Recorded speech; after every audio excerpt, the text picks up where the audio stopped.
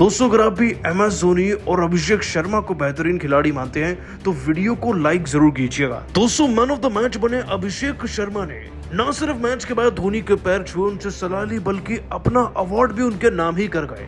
12 गेंद में 37 रन ठोकने वाले अभिषेक शर्मा ने धोनी के पैर छूने पर उनको अपना अवार्ड देने पर आखिरकार क्या कहा, उनके बयान का पूरा वीडियो आपको दिखाने जा रहे हैं। लेकिन उससे पहले आप सभी का क्या मानना है, क्या अभिषेक शर्मा को T20 वर्ल्ड कप खिलाना चाहिए जिस रफ्तार से वो बल्लेबाजी कर रहे हैं? हाँ या ना, आपका जवाब नीचे कमेंट जरूर कीजिएगा। दोस्तों IPL 2024 में आज IPL की सबसे खतरनाक टीमें SRH और चेन्नई की टीम जब आमने सामने आई तो नतीजे कुछ ऐसे थे कि देखकर धोनी ने भी कान पकड़ लिए। SRH की जमीन पर SRH का खेल देखने के बाद और चेन्नई का खेल देखने के बाद शुरुआती दौर में ही पता पड़ गया था, संकेत मिल गए थे कि इस मैच को जीतेगा तो जीतेगा कौन। दोस्तों जब सचिन रविंद्र 12, गायकवाड़ 26, रहाणे 35 और दुबे ज्यादा से ज्यादा 45 पर आउट हो जाए ना, तो पता चल जाता है कि SRH की गेंदबाजी में इतना लोहा तो है कि वो चेन्नई को एक कम स्कोर पर रोक देंगे। आगे चलकर जड्डू ने भी 31 रन बनाए, जिसके चलते 165 पर ही ये टीम पहुंच पाई। और 166 रन का टारगेट रखना, वो भी उस टीम के सामने जिसने हाल फिलहाल में ही 277 रन बनाए हैं, ये तो अपने आप में किसी मजाक से कम नहीं। और आज जब इसे चेस करने के लिए आए तो आधे से ज्यादा मैच एक ही खिलाड़ी ने जिता दिया, जिसका नाम दोस्तों हर किसी की जबान पर है, 23 साल के अमृतसर पंजाब से आने वाले अभिषेक शर्मा। दोस्तों अभिषेक शर्मा अपने आप में कमाल हैं, बवाल हैं।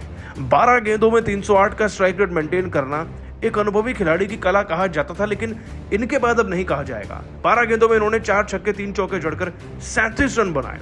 उधर ट्रेविस हेड तो हर मैच में चल जाते हैं, 31 रन बना गए और 50 रन मार्करम ने बनाकर इस मैच को वैसे तो 12-13 ओवर में फिनिश कर दिया था, बस ये चला गया 19वें ओवर की अंतिम गेंद तक और जीत लिया SRH ने फिर 6 विकेट के अंतर से इसे। जिसके बाद दोस्तों मैन ऑफ द मैच का अवार्ड तो उसे ही मिलना था जिसने सबसे ताबड़तोड़ इनिंग खेली, और वो थे दोस्तों अभिषेक शर्मा। लेकिन मैन ऑफ द मैच का अवार्ड जब धोनी के सामने जीता ना, तो दोस्तों धोनी के ही कदमों में इस अवार्ड को रखकर इस युवा खिलाड़ी ने कुछ ऐसा कह दिया कि सुनकर शायद आपके दिल में भी इज्जत इनके लिए 10 गुना बढ़ जाएगी।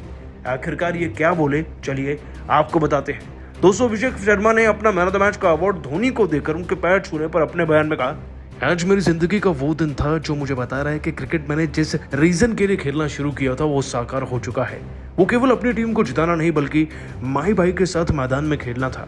मैं जानता हूं कि शायद ये उनका आखिरी सीजन हो सकता है और उनके सामने उनके साथ में खेलना ये अपने आप में एक डिफरेंट ही अनुभव था। उनका एक अलग ही ऑरा होता है और मैं सबको ये भी बताना चाहूंगा कि उनको देखकर ही मैंने क्रिकेट खेलना सीखा था। उनकी बल्लेबाजी के स्टाइल को कॉपी कर मैंने अपना स्टाइल डेवलप किया था और इसीलिए शायद आज मैं इतना बेहतर कर पा रहा हूँ इस उम्र में। लेकिन हमारी जीत का श्रेय हमारी पूरी टीम के एफर्ट को जाता है। ये कलेक्टिव एफर्ट ही हमें जीत की तरफ आसानी से ले गया, वरना धोनी भाई के सामने जीतना इतना आसान नहीं होता। दोस्तों उसके बाद अभिषेक शर्मा से पूछा गया कि आपने धोनी के पैर क्यों छुए, तो उन्होंने हंसते हुए जवाब देते हुए कहा, धोनी भाई तो वो गुरु हैं जिनके कदम छूकर आपको दुनिया भर का और क्रिकेट का ज्ञान खास तौर पर प्राप्त हो जाएगा, तो भला मैं ऐसा मौका क्यों छोड़ता। इनफैक्ट ये मैन ऑफ द मैच का अवार्ड भी वही डिजर्व करते हैं। इनफैक्ट ये अवार्ड नहीं बल्कि IPL के इस बार के सीजन का हर एक मैन ऑफ द मैच का अवार्ड मैं तो कहता हूँ उन्हें ही देना चाहिए और हमें उन सबसे गाइडेंस लेकर जिंदगी में आगे बढ़ना चाहिए। हर एक डिपार्टमेंट में वो इतने ही खास हैं। दोस्तों अभिषेक शर्मा केवल बल्ले से नहीं शब्दों से भी दिल जीतना जानते हैं।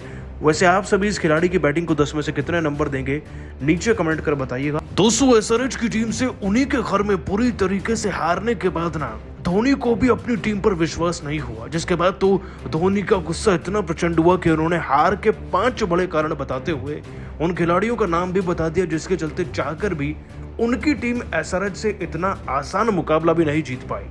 पैट कमिंस के हाथों अब उन्हीं के घर में हार के बाद क्या बोले दोस्तों महेंद्र सिंह धोनी, उनके चौंकाने वाले बयान और कारणों का पूरा वीडियो आपको दिखाने जा रहे हैं। लेकिन उससे पहले आप सभी को क्या लगता है, MS धोनी और पैट कमिंस में ज्यादा बेहतर कप्तान कौन है, नीचे कमेंट जरूर कीजिएगा।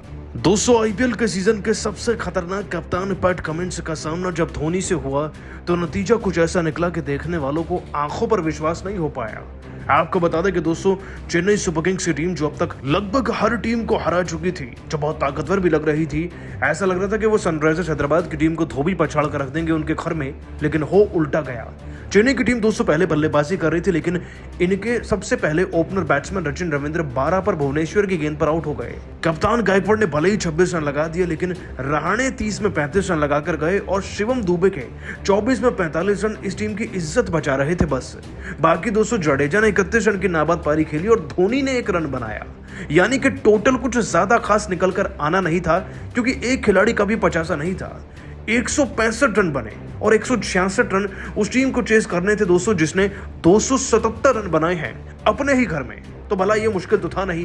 अब भले ही धोनी कितना गणित लगा ले, लेकिन मुश्किलें तो आने ही वाली थी दोस्तों। अब इस लक्ष्य को डिफेंड करने के लिए चेन्नई की टीम को जिसके बाद जैसा सोचा बिल्कुल वैसा ही हो गया। दोस्तों ट्रेविस हेड तो 24 गेंदों में 3 चौके छक्का लगाकर 31 रन ठोक कर ही गए, लेकिन अभिषेक शर्मा तो अकेले मैच खत्म कर गए। 12 गेंदों में 37 रन लगाकर गया ये धुआंधार खिलाड़ी 300 के स्ट्राइक रेट से 4 छक्के लगाकर है। और दोस्तों एडम मार्करम वो भी 36 से 50 रन लगा गए। अब जब 36 गेंदों में 30 रन चाहिए हो तो भला कौन जीतेगा? यहां से तो अंतिम ओवर की उम्मीदें भी समाप्त हो गई और दोस्तों अल्टीमेटली एसआरएच ने इस मैच को जीतकर अपने नाम कर ही लिया।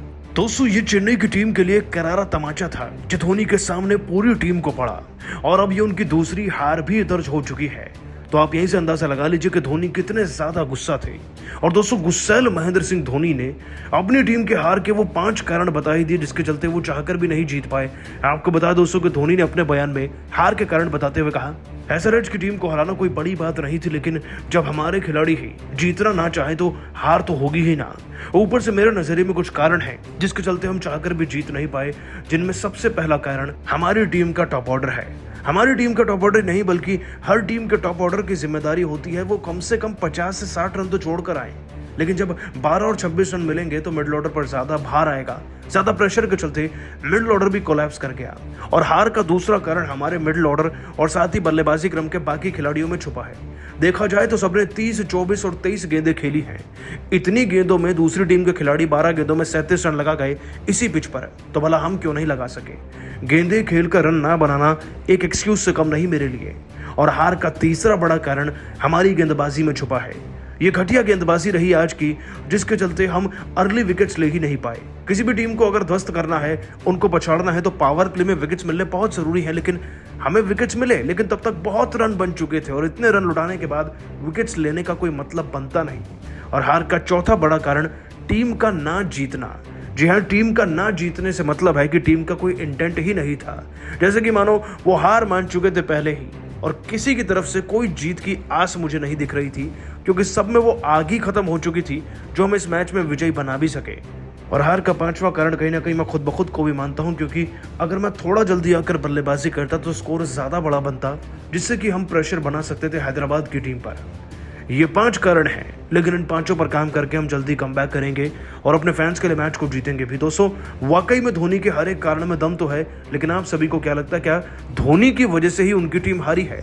नीचे आपका जवाब जरूर बताइएगा। दोस्तों आईपीएल 2024 के सबसे रोमांचक और ऐतिहासिक 18वें मुकाबले के लिए ऑरेंज आर्मी हैदराबाद के सामने खड़ी थी। आईपीएल इतिहास की सबसे बड़ी टीम मानी जाने वाली Chennai Super Kings Rajiv Gandhi International Stadium में इन दोनों टीमों के बीच होने वाला जबरदस्त घमासान देखने के लिए हर कोई बेकरार था। लेकिन फिर हैदराबाद की ऑरेंज आर्मी ने जो चमत्कार कर दिखाया उसने पूरे क्रिकेट जगत में तहलका ही मचा दिया। जी हाँ, लेकिन उससे पहले टॉस की बात करें तो इस मुकाबले में जब सिक्का उछाला गया तो टॉस के बॉस बने कप्तान हैदराबाद के पैट कमिंग्स, और उन्होंने टॉस जीतकर पहले मेहमानों को बल्लेबाजी करने का न्योता दिया। चेन्नई की तरफ से अपनी टीम को तूफानी शुरुआत दिलाने के इरादे से रचिन रविंद्र के साथ ऋतुराज गायकवाड़ की जोड़ी मैदान में उतरी थी। इन दोनों के कंधों पर अपनी टीम को एक बेहतरीन ओपनिंग शुरुआत दिलाने की इंपॉर्टेंट जिम्मेदारी थी, जिसे इन्होंने बखूबी निभाना चाहा। इन दोनों खिलाड़ियों ने बेहतरीन चौके से अपना खाता खोला और तेजी से अपनी टीम को आगे बढ़ाना शुरू किया। 3 ओवर में ही चेन्नई ने 25 रन बना लिए थे। इन दोनों ने अपनी टीम को एक सटीक शुरुआत दिलाई थी और ये दोनों बड़ी पारी खेलना चाहते थे, लेकिन ज्यादा देर तक उनकी रणनीति काम नहीं आई। जैसे ही चौथा ओवर लेकर हैदराबाद के सबसे बड़े गेंदबाज भुवनेश्वर कुमार आए, उन्होंने अपनी पहली गेंद पर रचिन रविंद्र को अपने जाल में फंसा लिया, जहां रचिन रविंद्र केवल 9 गेंद पर 2 बेहतरीन चौकों की बदौलत 12 रन बनाकर वापस लौट गए और चेन्नई को पहला झटका लगा। अब नंबर 3 के पायदान पर चेन्नई के सबसे भरोसेमंद बल्लेबाज माने जाने वाले अजिंक्य रहाणे को बैटिंग में मोर्चा संभालने के लिए भेजा गया था, जिन्होंने आते ही पैट कमिंग्स को छक्के के लिए डिपॉजिट कर अपने तेवर हैदराबाद को दिखा दिए। और फिर दोस्तों पावर प्ले के आखिरी ओवर में कुछ ऐसा हुआ जिसने पूरे मैच का पांसा ही पलट कर रख दिया। जी हाँ, इस ओवर में भुवनेश्वर कुमार की इन दोनों बल्लेबाजों ने खटिया खड़ी कर दी। रहाणे ने पहले चौका लगाया तो ऋतुराज ने एक चौका अगली गेंद को छक्के के लिए बाउंड्री पार डिपॉजिट कर अपनी टीम को 6 ओवर में पावर प्ले में 48 रनों तक पहुंचा दिया था। इस ओवर में दोनों ने मिलकर कुल 15 रन बटोरे और इसे अब तक का सबसे महंगा ओवर बना दिया। ऐसा लगा था कि चेन्नई इस मुकाबले में वापस आ रही है। 7वें ओवर में रहाणे ने सिंगल लेकर अपनी टीम को 50 रनों के पार पहुंचाया। इनके बीच एक अच्छी पार्टनरशिप भी पनप रही थी, लेकिन दोस्तों तभी 7वां ओवर लेकर आए शहबाज अहमद ने अपनी पहली गेंद पर चेन्नई के कप्तान को घुटनों पर ला दिया और उनका आसान सा कैच बाउंड्री पर खड़े अब्दुल समद ने लेकर इस खिलाड़ी को पवेलियन को भेजा और जहां ऋतुराज 21 गेंद पर 3 चौकों और एक तूफानी छक्के की बदौलत 26 रन बनाकर वापस लौट आए। चेन्नई को दूसरा झटका बहुत जल्द लग चुका था। मैदान पर उतरी टीम के लिए मोर्चा संभालने शिवम दुबे उतरे थे, जिन्हें देखकर ऐसा